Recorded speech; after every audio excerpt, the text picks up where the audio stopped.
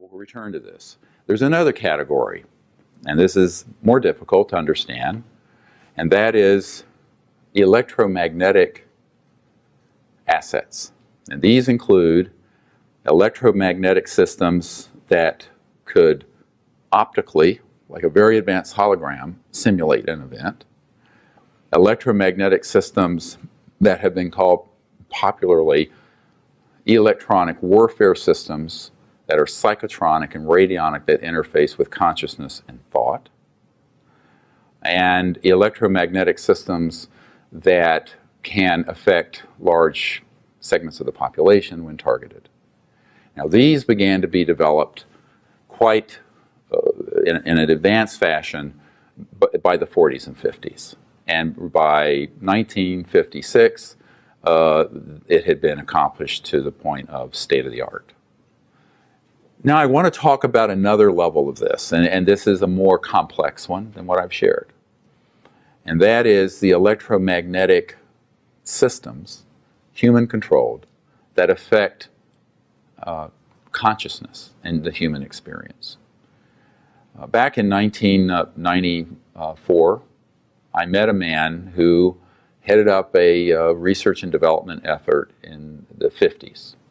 And he had developed an electronic system so that you could put on a headset and alter anyone, not a trained psychic, but anyone, so that they could remote view through consciousness the field of mind any place on Earth. He offered this system to me as the director of CSETI, the Center for the Study of Extraterrestrial Intelligence, because our prime mission is to create a time of universal peace and open contact. And we use remote viewing, but we use the more innate capability meditative faculties, as you probably know. And I said, no, I don't want that, because that's going to lend itself to being misused. And he says, you're very wise. It has been misused. So after he developed it, the CIA set up a front company, I believe he called it Alphametric Corporation, that bought this technology and then took it in subterranean and has been developing it ever since. So he said, we developed this so well that we can target somebody with an electromagnetic field that has embedded in it like a script or a hologram or a series of experiences, like a lucid dream. And that person will believe it's real. And it'll be indistinguishable from reality. And I am quoting now from this senior scientist. He said, it is so good that if we want you to have a personal conversation with your personal God, Jesus, Muhammad, Buddha, whoever it is, you'll have it, you will think it's real, and you will absolutely pass a lie detector test that it happened.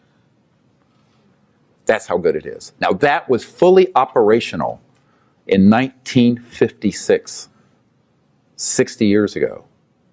So now you combine that with the conventional stuff like MK Ultra. Everybody know the song Muse, the rock group did a song called MK Ultra. But the MK Ultra stands for mind control, K like German control. And it was acknowledged CIA program. It came out during the Senator Church hearings back some years ago in the 70s, I believe. And they were using, what they acknowledged through those hearings was they were using LSD and other things to do mind control. The part of it that did not get acknowledged in the church hearings on Capitol Hill is what I'm discussing now. That was kept secret. And that's the electromagnetic systems. Some people call these radionic and psychotronic systems that can affect consciousness. They can also affect biological systems. They can induce cancers. They can induce heart attacks. They can do a lot of nasty stuff with these weapons. And they have.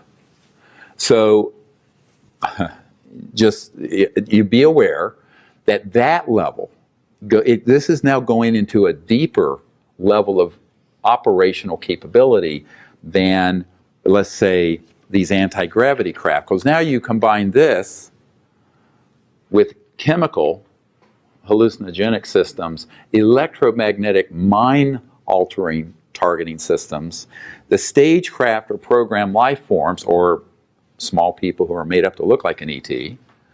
And boy, can you fool a lot of folks. A whole group of people I have here who have come forward with these electromagnetic weapon systems and how innocent people have been victimized, targeted by them. And being one of those people, and I've been someone who has been targeted with these systems, I can tell you that if you know they exist, you won't be fooled by them. If you don't know they exist, you will. This is why, in the Vedas it says knowledge is the greatest purifier. If we have knowledge, then we can discern. If we have no knowledge and no information and we're in the dark, we can be deceived. And this is also why Lieutenant Colonel Tom Bearden put out years ago this book called The Real Star Wars. And Tony Craddock, my friend, just released it. I wrote the foreword to it. I had a copy of it here somewhere. And it's about these electromagnetic, radionic, and psychotronic systems. And this was released in the 80s. It's a little monograph this big. And Lieutenant Colonel Bearden knew about this. And so he began to talk about it. Now, so he could talk about it and not get in trouble, he always referred to it as Soviet technology. That was just a ruse. He had to. He had to. Because he had very top secret clearances.